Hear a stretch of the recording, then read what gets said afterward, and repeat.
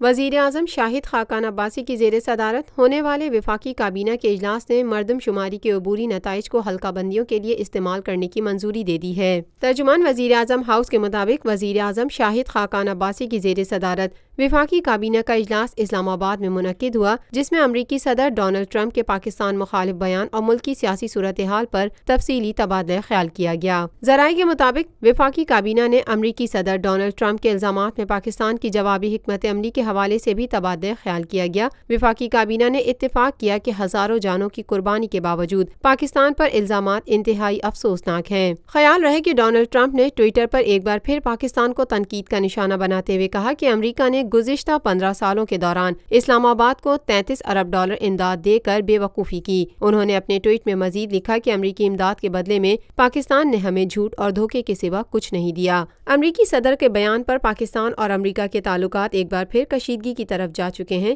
وزیر اعظم کی زیر صدارت وفاقی کابینہ کے اجلاس میں 16 نکاتی ایجنڈے پر غور کیا گیا، جبکہ کابینہ نے ملک کی اقتصادی صورتحال سمیت سیکیورٹی صورتحال کا بھی جائزہ لیا۔ پاکستان بھر میں نمائندگان کا وسیع نیٹ ورک، ہر خبر جاننے کے لیے دیکھتے رہیے TNN TV۔